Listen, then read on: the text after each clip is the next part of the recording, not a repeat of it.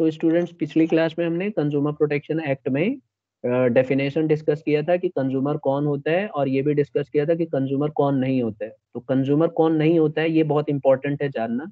Consumer कौन होता है? कोई भी पर्सन जो सामान खरीदता है और बदले में पैसे देता है या सर्विसेज कंसिडर करता है। कंसिडरेशन का मतलब है मान के चलना कि ये सुविधा लेगा वो, उसको हम कंसिडरेशन बोलते हैं, तो वो कंज्यूमर माना जाएगा। तो हमने डिस्कस किया था कि कंज्यूमर कौन नहीं है? वो पर्सन जो फ्री ऑफ चार्ज कोई सामान खरीदता है और बदले में कोई कंसिडरेशन नहीं है, फ्री में ले रहा है और बदले में कोई कंसिडर नहीं दे रहा है, तो वो कंज्यूमर नहीं हो सकता। ठीक है? और कोई सर्विसेज फ्री में ले रहा है और उसके बदले कुछ देने के लिए तैयार नहीं है, तो वो कंज्यूमर नहीं हो सकता। अगर कोई पर्सन गुड्स खरीदता है और रीसेल कर देता है, उसको बेच देता है कमर्शियल पर्पस के लिए, तो वो कंज्यूमर नहीं हो सकता। और अगर कोई पर्सन सर्विसेज भी लेता है कमर्शियल पर्पस के लिए, तो भी वो कंज्यूमर नहीं होगा। और अगर कोई पर्सन सर्विसेज लेता है under a contract of service, जैसे एग्रीमेंट हो गया कि भाई मैं ये सुविधाएं लूंगा और इतने दिन के बाद आपको ये हम आपस में सुविधाएं लेना बंद कर देंगे, तब भी वो कंज्यूमर नहीं कहलाएगा, याद रखना। अब देखो क्वेश्चन ये उठता है कि लीगल प्रोटेक्शन क्या है कंज्यूमर्स के लिए। तो अगर आप देखो ना, तो कंज्यूमर्स के लिए कंज्यूमर प्रोटेक्शन एक्ट 1986 और अभी थोड़ा सा रिवाइज करके 2019 में लाया गया है। ये कंज्यूमर को बहुत सारा प्रोटेक्शन देता है। क्या प्रोटेक्शन देता है? सबसे पहला प्रोटेक्शन देता है अगेंस्ट डिफेक्टिव गुड्स। जैसे अगर आप कोई सामान खरीदते हो और वो सामान डिफेक्टिव निकल जाए, तो आपको कंज्यूमर प्रोटेक्शन एक्ट मदद करता है कि आप केस फाइल कर सकते हो, डिस्ट्रिक्ट कोर्ट में जा सकते हो, नेशनल कमीशन में जा सकते हो, ठीक है, स्टेट कमीशन में जा सकते हो। आगे पढ़ेंगे इनके बारे में डिटेल में। बस ये समझ लीजिए कि अगर कल को कोई आपको डिफेक्टिव सामान बेच देता है और आप कस्टमर हो, बदले में आपने पैसा दिया है, तो आप फिर ये आपको प्रोटेक्शन देगा, कंज्यूमर प्रोटेक्शन है। इसी तरह से अनफेयर ट्रेड प्रैक्टिसेस, अगर कल को कोई अनफेयर ट्रेड प्रैक्टिसेस करके आपको बेवकूफ बनाता है या गलत सामान बेचता है, तो ऐसे में आपके पास अधिकार है, आप अपना कंज्यूमर प्रोटेक्शन एक्ट के अंतर्गत आप अपना इसको प्रोटेक्शन आपको मिलेगी। और तीसरा है किसी भी तरह का एक्सप्लॉयटेशन, जो हमने कल बड़े डिटेल में डिस्कस किया था कि एक्सप्लॉयटेशन कुछ भी हो सकता है। क्या क्या हो सकता है एक्सप्लॉयटेशन?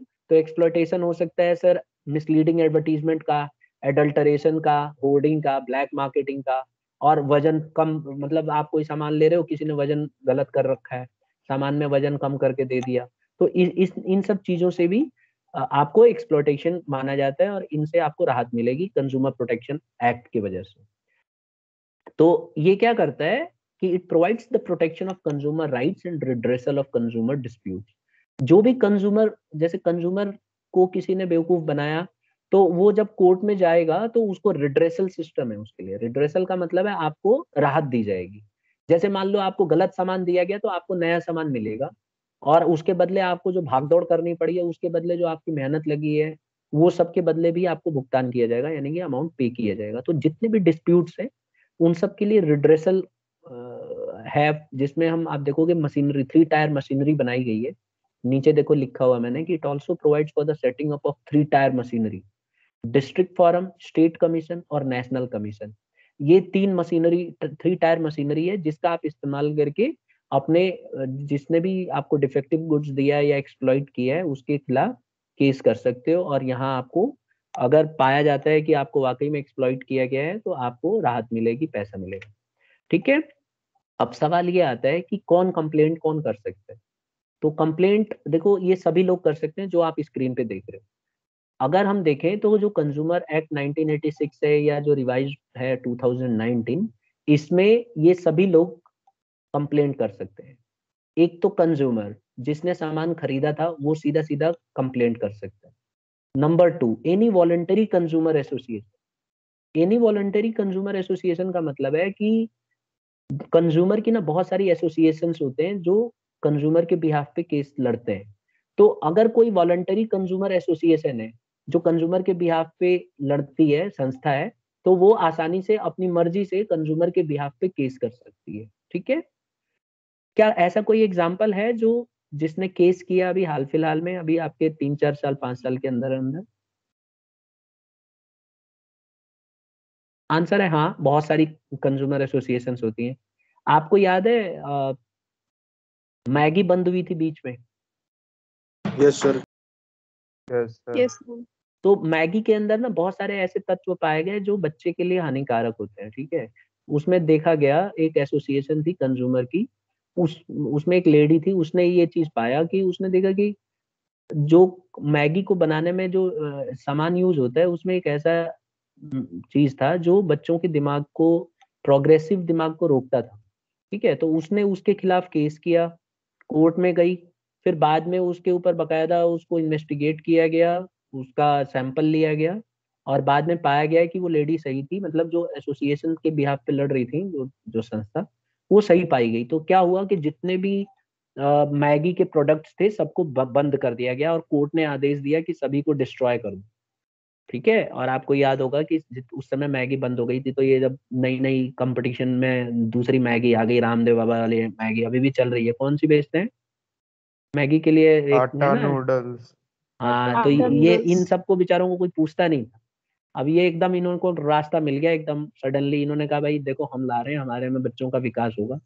तो आप लोगों ने भी मैगी जरूर खाया हुआ है, उसका असर तो दिख रहा है कई बच्चों पे, ठीक है। तो ये सब चीजें नहीं होनी चाहिए थी। देखो इतने साल तक लोग खाते रहे, पेरेंट्स ये सोच के खिलाते रहे कि अच्छा चीज है, कोई दिक्कत नहीं है, लेकिन बाद में पता चला कि इसमें ऐसे ऐसे तत्व हैं जो बच्चों के प्रोग्रेशन, उसको प्रोग्रेसिव माइंड को रोकता है, तो लोगों ने बंद कर दिया।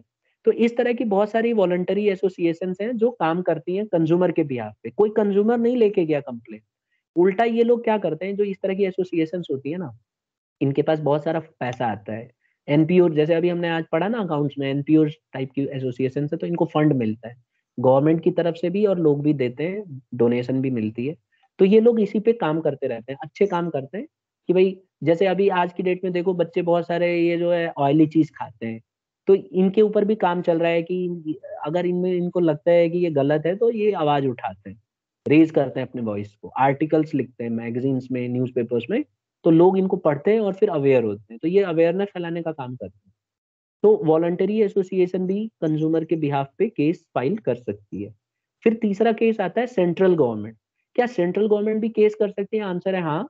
अगर सेंट्रल गवर्नमेंट को लगता है कि कंज्यूमर के साथ वायलेशन हो रहा है, कंज्यूमर को मिसलीड किया जा रहा है, एडवर्टीजमेंट गलत दे रहे हैं, तो सेंट्रल गवर्नमेंट भी अपने बिहाफ पे केस कर सकती है और कंप्लेंट कर सकती है। इसी तरह से स्टेट गवर्नमेंट भी कंप्लेंट कर सकती है कंज्यूमर के बिहाफ पे। फिर पांचवा आता है वन और more consumers where there are numerous consumers having the same interest. कई बार क्या होता है कि बहुत सारे कंज्यूमर होते हैं जिनके साथ एक ही तरह का जो है अन्याय हुआ होता है।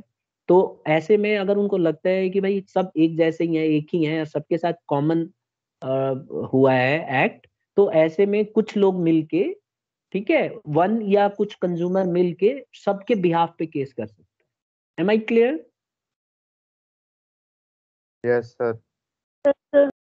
ठीक है। और सिक्स्थ पॉइंट है अ लीगल हेयर और representative of a deceased consumer. Legal heir का मतलब है यहाँ पे कि कोई भी कानूनी जो अधिकार जिसको प्राप्त है, किसी की डेथ हो जाती है, देखो कोई कंज्यूमर मान लो गलत प्रोडक्ट लिया उसने, या मान लो मेडिसिन उसने लिया और वो मेडिसिन रिएक्ट कर गई और सही से सही नहीं थी मेडिसिन, और उसके वजह से उसकी डेथ हो गई, तो जो उसके लीगल हेयर हैं, चाहे उसके पापा हो या मम्मी हो, या फिर कोई भी उसके वाइफ, सन, वो लोग उसके बिहाफ पे केस लड़ सकते हैं, ठीक है। और इसी में कई बुक्स में ना सेवेंथ पॉइंट भी लिखा हुआ मिलेगा आपको, माइनर पार्ट, माइनर का। तो मान के चलो ये उस इसी में आ जाएगा वो, ठीक है, वो मैंने नहीं लिखा यहाँ पे। तो अगर माइनर है कोई, तो उसके बिहाफ पे उसके मम्मी पापा या कोई भी लीगल जो रिप्रेजेंटेटिव है जो उसको पाल पोस रहे हैं, वो उसके बिहाफ पे केस फाइल कर सकते हैं। Am I clear? तो सबको समझ में यस आ गया? सर। इस पे एक क्वेश्चन जरूर बनेगा एग्जाम में कि इनमें से कौन लोग कंज्यूमर मतलब केस फाइल कर सकते हैं। तो याद रखो, एक कंज्यूमर कर सकता है, वॉलंटरी एसोसिएशन कर सकती है, सेंट्रल गवर्नमेंट कर सकती है, स्टेट गवर्नमेंट कर सकती है, कोई भी कंज्यूमर या बहुत सारे कंज्यूमर जो मिलते जुलते वायलेशन हुआ है जिनके साथ दूसरों के हिसाब से, सबके बिहाफ पे कर सकते हैं। और सबसे लास्ट में आता है लीगल हेयर कर सकता है, अगर किसी की डेथ हो गई है तो उसके बिहाफ पे, क्योंकि वो तो रहा नहीं करने के लिए, तो उसके बिहाफ पे ये कर सकता है। यहाँ तक सबको समझ में आ गया? Yes sir. ठीक है। अब हम बात करेंगे कंज्यूमर के राइट्स की, और कंज्यूमर को क्या क्या अधिकार मिला है। तो देखो कंज्यूमर को बहुत सारे राइट्स मिले हैं, जिसमें से एक पहला राइट आता है राइट टू सेफ्टी। मैं एक चीज ये बता दूं कि अगर हम कंज्यूमर है ना, तो हमें जो कंज्यूमर प्रोटेक्शन एक्ट है उसने बहुत सारे अधिकार दिए, राइट्स दिए। तो वही राइट्स हम एक एक करके पढ़ने जा रहे हैं। सबसे पहला दिया राइट टू सेफ्टी। हर एक कंज्यूमर का अधिकार है कि वो अपने सेफ्टी के प्रति मतलब केस कर सकता है। अगर उसको लगता है कि जो भी उसने सामान खरीदा, अगर वो सामान सेफ नहीं है, तो उसके खिलाफ वो केस कर सकता है। कैसे? अब जैसे कई बार देखा होगा आपने, मैन्युफैक्चरिंग डिफेक्ट्स आ जाते हैं सामानों में, खास करके इलेक्ट्रॉनिक सामान में। ठीक है, तो ऐसे में अगर किसी कंज्यूमर को लगता है कि उसका सेफ्टी के साथ वो किया गया है, अन्याय किया गया है, तो वो उसके खिलाफ केस कर सकते हैं। जैसे देखो यहाँ पे एग्जांपल के तौर पे आप देखो, प्रेशर कुकर है, तो प्रेशर कुकर में आप देखो सेफ्टी नॉर्म्स होते हैं। ठीक है। अब कई बार क्या होता है कि प्रेशर कुकर में ना ये जो सीटी है ये खराब हो जाती है, तो इससे क्या होता है, जब ये सपोज करो ये रियल केस है, अब देखो इस वुमेन की आंख खराब हो गई है, क्या हुआ, ब्लास्ट कर गया कुकर, तो उसमें से वो निकल के जो पिन है वो इसके आंख पे लगा, हमेशा के लिए अंधी हो गई। तो यहाँ पे क्या होगा, ऐसे केसेस में जब लगता है कि कंपनी ने जानबूझ के मैन्युफैक्चर करते समय अपने पैसे को बचाने की कोशिश की है और ऐसे कोई डिफेक्ट्स होंगे, तो उसके खिलाफ केस किया जा सकता है। अगर लगता है कि इससे लाइफ एंडेंजर है, तो हम केस कर सकते हैं। इसीलिए आपने देखा होगा प्रेशर कुकर में दो सीटियां होती हैं, एक तो ऊपर जो आपको दिख रही है, और एक कौन सी होती है, कौन बता रहा है? और भी है क्या इसमें सेफ्टी नॉर्म्स कुछ? ध्यान से देख के बताओ। सर वो हैंडल के नीचे वैसा टाइप का होता है। बिल्कुल सही, जो हैंडल के नीचे बनाया गया ना वो सेफ्टी नॉर्म्स है। आप देखो हैंडल के जस्ट ऊपर बनाया गया है, कल को अगर मान लो उसमें कुछ कचरा फंस गया, तो ये बहुत ही अलग रबर से एक बनता है, बहुत ही अगर ज्यादा टेम्परेचर होगा तो ये वो अपना आप रबर फट जाता है और यहाँ से प्रेशर रिलीज हो जाएगा, तो फटने से बच जाएगा प्रेशर कुकर। तो इस तरह की चीजें बनाई जाती हैं जो राइट टू सेफ्टी। तो अगर कल को ये अधिकार दिया गया कंज्यूमर प्रोटेक्शन की तरफ से कि राइट टू सेफ्टी होनी चाहिए, और अगर कभी भी मैन्युफैक्चरर पाया गया कि जानते हुए भी वो उसने ऐसे चीजें करी जिससे वो ज्यादा से ज्यादा कमा सके, और अगर इसको वो अवॉइड कर सकता था लेकिन उसने करने की कोशिश नहीं करी कि सिर्फ इसलिए कि वो ज्यादा कमा ले, तो ऐसे केसेस में उसको कंपनसेशन देना होगा और उसके खिलाफ एक्शन हो सकता है। तो ये हमारे पास ये अधिकार है कि हम अपने सेफ्टी के लिए लड़ सकते हैं, और कोई भी सामान आप खरीदते हो तो उसमें आप अपनी सेफ्टी के लिए डिमांड कर सकते हो और आपको वो सेफ्टी मिलेगी। दूसरा आता है राइट टू बी इन्फॉर्म। इसमें देखो बताया गया है कि जो प्रोड्यूसर है उसको सारे फैक्ट्स अपने बताने होंगे प्रोडक्ट के बारे में। ठीक है। जैसे अगर आपने देखा होगा कई चीजें ऐसी होती हैं जो बच्चों से दूर रखनी है, तो उसमें लिखा रहता है कीप अवे फ्रॉम चिल्ड्रन। तो ये इन्फॉर्मेशन उसको देना पड़ेगा। उसको क्वांटिटी से रिलेटेड सारी इंफॉर्मेशन देनी पड़ेगी, क्वालिटी से रिलेटेड, प्राइस से रिलेटेड, डेट ऑफ मैन्युफैक्चरिंग क्या है। कई बार इंग्रेडिएंट्स भी आप देखोगे, इंग्रेडिएंट्स तक लिखा रहता है, क्योंकि कई लोग मांसाहारी और शाकाहारी लोग होते हैं। तो अब कोई खाने पीने की चीज है तो उसमें इंग्रेडिएंट्स का भी लिखना पड़ता है, कौन कौन सी चीजों से मिला के बनाया गया, और प्रिकॉशंस भी होते हैं कि इसको कैसे यूज करना है। ठीक है, तो ये सारी चीजें राइट टू बी इन्फॉर्म्ड में आता है कि हर एक कंज्यूमर के पास अधिकार है कि उसको इन्फॉर्मेशन मिले, जो भी वो सामान यूज कर रहा है वो क्या चीज से मिलके बना है, वो इन्फॉर्मेशन उस तक होनी चाहिए। ठीक है। अब देखो कुछ प्रोडक्ट्स ऐसे होते हैं ना जिसकी इन्फॉर्मेशन देने से उनको खुद के लिए थ्रेट हो जाता है। जैसे वैसलीन है। अब ये बताओ वैसलीन कैसे बनता है, पता है?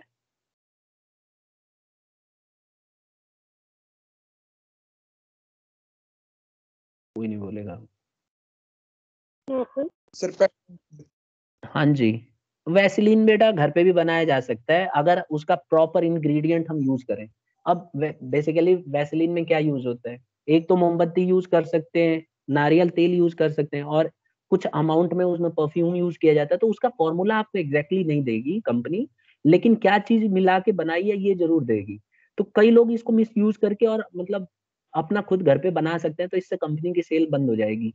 तो इसीलिए कई बार क्या होता है, सारी इंफॉर्मेशन एकदम अप टू डेट फॉर्मूला नहीं देते, लेकिन क्या क्या इंग्रेडिएंट यूज किया है ये तो दे ही सकते हैं ना। तो वो लोग यही देते हैं कि ये इंग्रेडिएंट्स यूज हुआ है, और एग्जैक्ट उसका फॉर्मूला आपको नहीं देंगे। तो इस तरह से आपको बताना पड़ेगा, आप चाहो या ना चाहो तब भी आपको ये इंफॉर्मेशन शेयर करनी पड़ती है कंज्यूमर्स के साथ। ठीक है। तो राइट टू बी इन्फॉर्म्ड दो हमने पढ़ लिया। पहला हमने पढ़ा कि राइट टू सेफ्टी, हर एक कंज्यूमर के पास अधिकार है कि उसको सेफ रखा जाए। दूसरा, हर एक कंज्यूमर के पास अधिकार है कि उसको सारी इंफॉर्मेशन मिले। तो जो भी सामान है वो अपने बारे में पूरा का पूरा चीज डिस्क्लोज करना चाहिए, क्वांटिटी कितनी है, क्वालिटी कैसी है, प्राइस क्या है, डेट ऑफ मैन्युफैक्चरिंग क्या है, कौन कौन से सामान उसमें यूज किए गए हैं, और सामान को बेस्ट तरीके से इस्तेमाल करने के लिए क्या प्रिकॉशंस यूज करना है, ये सब चीज लिखा रहेगा। फिर है राइट टू चूज। देखो ये भी कंज्यूमर राइट है। इसमें बताया गया है कि हर एक कंज्यूमर के पास ये अधिकार है कि वो जब दुकान में जाता है तो वो उनमें से चुन सकता है जो उसको पसंद आए। तो कई बार देखा होगा आपने, दुकान में जाते हैं, कई लोग चुनने में बहुत टाइम लगाते हैं, तो दुकानदार एग्रेसिव हो जाते हैं, कई बार झगड़ा भी कर लेते हैं कि भाई कितनी देर तक चुनोगे। तो ऐसे में कंज्यूमर लड़ सकता है, उससे बोल सकता है कि भाई मेरी मर्जी है, मैं कितनी देर चुनूं, उससे क्या तुम्हें दिक्कत है। उसके खिलाफ बोल भी सकता है, उसको धमका भी सकता है कि ज्यादा मत बोलो नहीं तो मैं केस कर सकता हूँ आपके खिलाफ। तो याद रखना, अगर कोई कंज्यूमर कोई सामान चुन रहा है तो उसके पास पूरा अधिकार है कि वो अपना समय लेके चुने। अब इसका मतलब ये नहीं है कि सुबह पहुंच गए और जाके पूरा, क्योंकि एसी लगी हुई है डिपार्टमेंटल स्टोर में, तो आप पूरा घूम रहे हो फर्स्ट क्लास, निकल के नहीं दे रहे हो। तो ऐसे करोगे तब तो वो बोल सकते हैं कंज्यूमर, लेकिन वो दुकानदार। लेकिन आपको चुनने के लिए ऐसा नहीं है कि आपको, वो बोल नहीं सकता कि कम समय में चुनो, आप अपना प्रॉपर टाइम ले सकते हो चुनने। Am I clear? Yes. ठीक है, तो ये अधिकार कोई छीन नहीं सकता आपसे। नेक्स्ट आता है राइट टू बी हर्ड। देखो ये इसमें बोला गया कि हर एक कंज्यूमर के पास ये अधिकार है कि जो भी उसको ग्रेवियंसेस आई हैं, ग्रेवियंस मतलब होती है प्रॉब्लम्स, जो भी उसको दिक्कतें आई हैं रिगार्डिंग अ प्रोडक्ट या सर्विस से संबंधित, उसकी सुनवाई होगी। ठीक है, तो अगर जैसे मान लो आपने, सपोज करो फोन रिचार्ज कराया, तो ये तो सर्विस में आएगा, तो आपने पैसे दिए, सर्विसेज ले ली। अब नेटवर्क आपका रह नहीं रहा है, कभी आ रहा है कभी जा रहा है, किसी से बात करते हो तो बात, आप कॉल कर पाते हो फिर बीच में कट जाता है फोन। तो इसमें आपकी ग्रेवियंसेस, आपको दिक्कत आ रही है, तो आप इसके खिलाफ कंप्लेंट कर सकते हो। ठीक है, इसके लिए आपको ज्यादा कुछ नहीं करना है, उसकी वेबसाइट पे जाओ और उसका एक मैनेजर होता है, उससे आप बात कर सकते हो। और फिर आप उसका ग्रेवियंस जो आप बात करोगे ना, तो कंप्लेंट नंबर होती है, वो उसको आपको देंगे और आपकी प्रॉब्लम्स को दूर करेंगे। अगर नेटवर्क इशू आ रहा है तो आप उनसे डायरेक्टली बोल सकते हो कि, तो वो लोग क्या करते हैं, बेसिकली आपका एड्रेस ले लेते हैं और आपसे लोकेशन मांग लेते हैं और फिर कोई दूसरे नेटवर्क के थ्रू आपको अच्छी फैसिलिटी देते हैं। तो कई लोगों को, कंज्यूमर को पता नहीं रहता है। कई बार मैंने सुना है, कई लोग बोलते हैं भाई हमारे घर पे नेटवर्क अच्छा नहीं आता, ये नहीं होता, वो नहीं होता, लेकिन उन्होंने कभी कंप्लेंट ही नहीं करी होती है। तो आपको राइट टू बी हर्ड है। अगर आप कंप्लेन करते हो और अब मान लो सुनवाई नहीं हो रही, झूठ मूठ का कंपनी बोल रही है ठीक है सर कल से नेटवर्क अच्छा आ जाएगा, और जानबूझ के वो कुछ भी नहीं कर रहे हैं, तो ऐसे में आप कंप्लेन कर सकते हो आगे। राइट टू बी हर्ड, आपकी सुनवाई का अधिकार है। बेशक आपको लगता हो कि आप के साथ सही नहीं हो रहा, हो सकता है आप ही गलत हो, उसके बाद भी सुनवाई का पूरा अधिकार है, आप जा सकते हो और सुनवाई कर सकते हो। इसी तरह से जैसे कोई सामान लाए, आपको लग रहा है कि सामान में मिस्टेक है, कंपनी कह रही है नहीं हमारे हिसाब से सामान बिल्कुल सही है, उसके बावजूद भी आप जाके कंप्लेंट कर सकते हो। राइट टू बी हर्ड यही कहता है कि आपको कंसिडर किया जाएगा, आपकी बात को माना जाएगा, सुना जाएगा। Am I clear? Yes. Yes, sir. पांचवा राइट आता है राइट टू सीक रिड्रेसल। एक बार देखो तीसरा बताना दोबारा। तीसरा है राइट टू चूज। कहीं भी आप सामान लेने जाते हो तो आपको चुनने का अधिकार है, आप सामान को चुन सकते हो, उसमें से चूज कर सकते हो। इसलिए जब जैसे मान लो फोन लेने गए, तो आपको पता है, आप देखोगे डमी दिया जाता है जिससे कि चूज कर सको अच्छे से। अब आप सीधा फोन को ओपन कर दोगे तो दूसरा आदमी नहीं लेगा, तो इसीलिए राइट टू चूज के अधिकार के तहत ही आपको डमी दिखाई जाती है और एग्जैक्टली वैसे ही प्रोडक्ट आपको दिया जाता है। तो आप कोई भी सामान दुकान में जाते हो तो आप चुनने का अधिकार है, ऐसा नहीं है कि आपको जबरदस्ती थोपा जाए। ठीक है, Yes.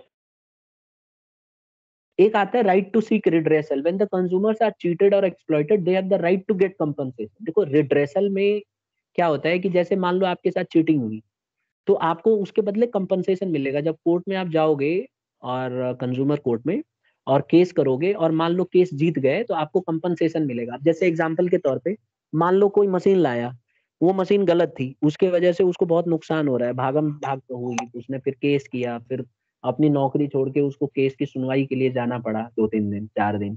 तो उसका जो भी नुकसान होगा वो सारा का सारा नुकसान की भरपाई करेगी कंपनी जिसका वो प्रोडक्ट है।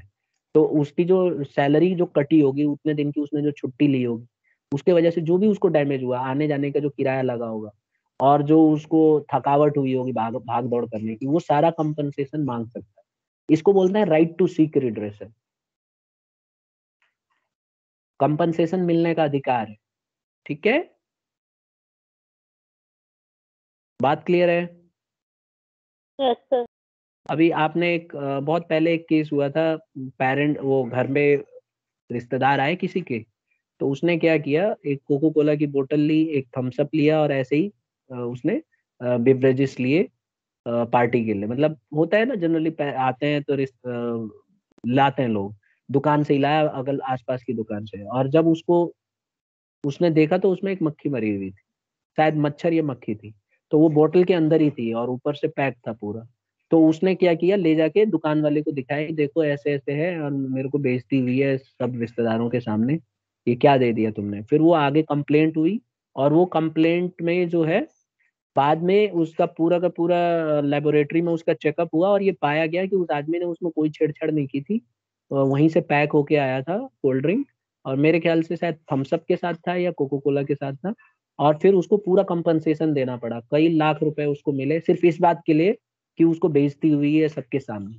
तो यहाँ पे कंपनसेशन मिलता है। कंपनी ये नहीं बोलेगी कि ठीक है कोई दूसरा कोल्ड ड्रिंक ले लो, कोई बात नहीं, एक ही बात है, ये मत पियो। क्योंकि उसको बेइज्जती हुई है तो उसके बदले उसको कंपनसेशन मिलने का अधिकार है। Am I clear? Yes. Yes, sir. ठीक है, तो राइट टू सीक रिड्रेसल यही कहते हैं कि जब भी कोई कंज्यूमर के साथ चीटिंग किया जाएगा, एक्सप्लॉइटेशन किया जाएगा, तो उसके पास ये अधिकार है कि उसको उस बात के बदले कंपनसेशन मिले। और एक और है राइट टू कंज्यूमर एजुकेशन। हर एक कंज्यूमर का ये अधिकार है कि इस तरह के जो फ्रॉड होते हैं, जो कंपनियां करती हैं, या माल प्रैक्टिसेस होते हैं, जो गलत तरीके से इंफॉर्मेशन को पहुंचाते हैं, इसकी प्रॉपर इंफॉर्मेशन लोगों तक पहुंचाया जाए। ठीक है, तो ये तभी पॉसिबल है जब कंज्यूमर एजुकेशन दिया जाए। तो इसलिए आप देखोगे रोज संडे को बहुत सारे प्रोग्राम्स होते हैं, और एफएम पे भी आता है प्रोग्राम इसके लिए। तो बहुत सारे प्रोग्राम्स होते हैं, न्यूज़पेपर में भी आर्टिकल्स आते रहते हैं कंज्यूमर को अवेयर करने के लिए कि आपको कोई भी सामान खरीदना है तो क्या क्या चीजों का ध्यान देना चाहिए, कोई भी एमआरपी से ज्यादा सामान नहीं खरीदना चाहिए, और सेफ्टी नॉर्म्स को कैसे चेक करना चाहिए। आप अगर खाने की चीज लेते हैं तो कौन सा मार्क देखना चाहिए। अब जैसे मान लो गोल्ड खरीदते हो तो कौन सा मार्क देखना चाहिए गोल्ड खरीदते समय? हॉलमार्क। हॉलमार्क। और फूड प्रोडक्ट्स खरीदते हो तो कौन सा देखना चाहिए? FSSAI। एफपीओ। ठीक है ना, एफपीओ मार्क्स देखने चाहिए। और इलेक्ट्रॉनिक सामान के लिए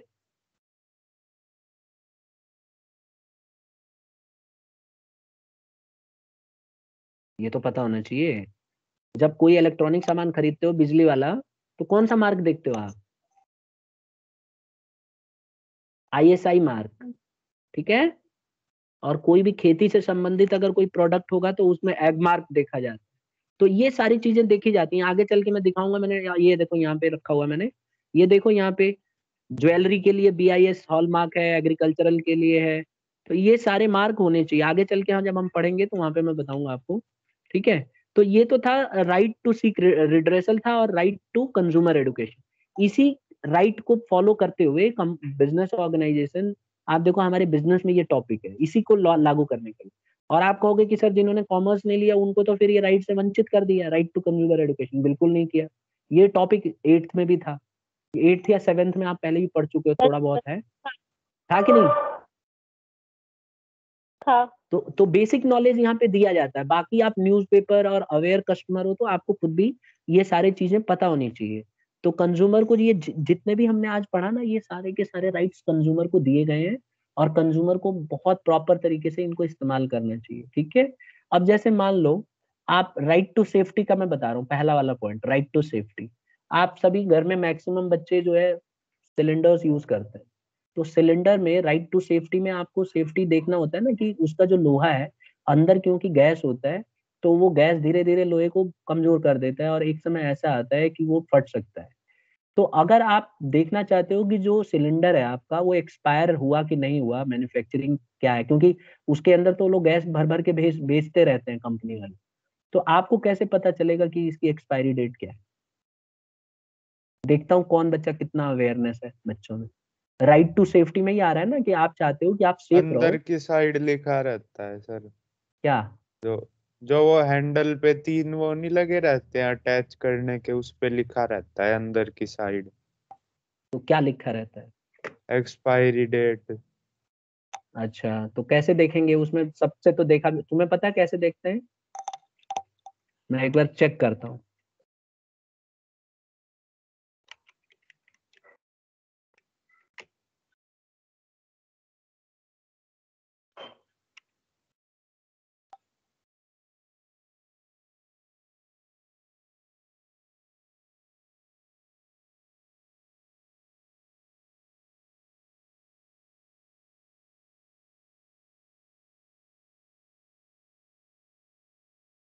ये रो, मैंने आपके लिए दिखा दिया।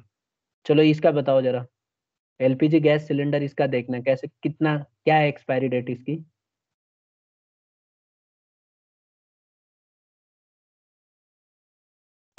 समीर, दिख रहा है? Yes sir. बताओ इसकी एक्सपायरी डेट। डी। पता नहीं, डी का मतलब सर शायद दिसंबर हो। अच्छा जी, बहुत अच्छा। तो बी का मतलब क्या है फिर? बी का मतलब क्या है फिर? यहाँ पे भी तो बी भी लिखा हुआ है, आप देखना, ABCD 4 लिखा हुआ है। किसी को पता है? अब देख लो अपनी क्लास में कितनी अनअवेयरनेस है, रोज घर में यूज कर रहे हो फिर भी कभी देखा नहीं ये है। पता है सर, बस यहाँ लिखा रहता है। नहीं तो अब आपको ये भी तो पता होना चाहिए ना क्यों लिखा है। किसी बच्चे को नहीं पता, ये तो हैरानी वाली बात है। देख लो कितने हम लोग अवेयर हैं कंज्यूमर। आप बता दो सर। देखो ए का मतलब होता है, देखो साल को ना 4 हिस्सों में बांटा जाता है, क्वार्टरली। तो 3-3 महीने का होता है। तो बी का मतलब हो गया सेकेंड क्वार्टर, यानी कि सेकेंड क्वार्टर कौन सा होता है? अप्रैल मई जून। ठीक है, तो ये जून 2013 में एक्सपायर हो जाएगा। आया समझ में? और ये जो है दिसंबर 2006 में एक्सपायर हो जाएगा। बात समझ में आ गई? समझे? Yes sir. तो ये है, इसकी एक्सपायरी डेट लिखी है। अब आप अपने घर में आज चेक करना, 2023, सर 2024, 2025 लिखा फिर होगा। डी का मतलब दिसंबर ही तो है, सही तो अरे था भाई मेरा। साहब, डी का मतलब लास्ट क्वार्टर है, ना कि दिसंबर है। ऐसे तो फिर तो ए का मतलब क्या है? दिसंबर ही हुआ सर। तुम्हारा तुक्का सही लग गया। वो तो डी क्वार्टर है ना, फोर्थ क्वार्टर। ऐसे बोलो कि सर फोर्थ क्वार्टर, तो end of fourth quarter of 2006। Clear है? और ये है end of second quarter of 2013, ऐसे लिखा रहेगा। अब अगली बार से घर पे आप चेक करना अपने, सबके घर में 2022 से ऊपर होना चाहिए। अगर डी 2021 लिखा हुआ है तो समझ जाना अभी कभी भी ब्लास्ट हो सकता है, तुरंत कंप्लेन करना। ऐसा मिलेगा ही नहीं आपको, ठीक है? अगर मिल गया तो फिर कंपनसेशन मिलेगा, सीधा कंज्यूमर फोरम में जा सकते हो। चलो तो आगे बढ़ जाते हैं। फिर है राइट टू बी इन्फॉर्म्ड। हर एक कंज्यूमर का राइट है कि उसको इन्फॉर्मेशन मिलनी चाहिए किसी भी प्रोडक्ट के प्रति। तो आपने देखा होगा जो ये जो वैक्सीन बन रही थी, इसमें राइट टू बी इन्फॉर्म्ड है। कई लोगों ने बोला ना, क्वेश्चन उठाया कि भाई कैसे पता चलेगा कि सही है कि नहीं ये वैक्सीन। तो इसके लिए आपको ने देखा होगा जो इसके डेटा है, ये सारे डेटा पब्लिक डोमेन में रखे हैं कि नहीं। एफिकेसी कितनी है, एफिशिएंसी कितनी है वैक्सीन की, आया था कि नहीं डेटा मार्केट में? यस बोलो हाँ। सर। तो इसीलिए राइट टू बी इन्फॉर्म्ड, क्योंकि ये हमारे को इन्फॉर्मेशन हमें मिलनी चाहिए। तो हमसे कोई छिपा के सामान नहीं बेच सकता, हमारा हक है। और हमें ये सारी इन्फॉर्मेशन मिलनी चाहिए। तो इसीलिए आप देखो कि कभी भी कोई मेडिसिन लेते हो तो राइट टू बी इन्फॉर्म्ड होता है। इसी तरह से आपने देखा होगा मेडिसिन के ऊपर बैच नंबर लिखे रहते हैं। नोटिस किया है बैच नंबर ऑफ मेडिसिन? किसी बच्चे ने? दिखाता हूँ। उसका रोल क्या होता है, कोई मुझे बताएगा बैच नंबर क्या होता है?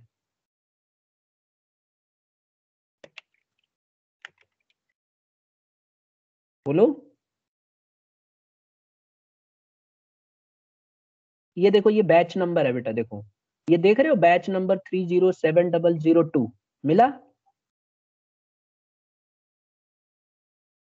हर एक मेडिसिन पे बैच नंबर होता है। किस लिए होता है मैं बताता हूँ, अगर नहीं पता तो। देखो बैच नंबर इसलिए होता है कि जैसे कई बार आपने देखा होगा कई लोग इंजेक्शन लगाते हैं और रेगुलरली लगवाते रहते हैं। तो कई बार इंजेक्शन लगाने से पहले ना उसको चेक किया जाता है ब्लड को कि कहीं रिएक्शन तो नहीं कर रहा है।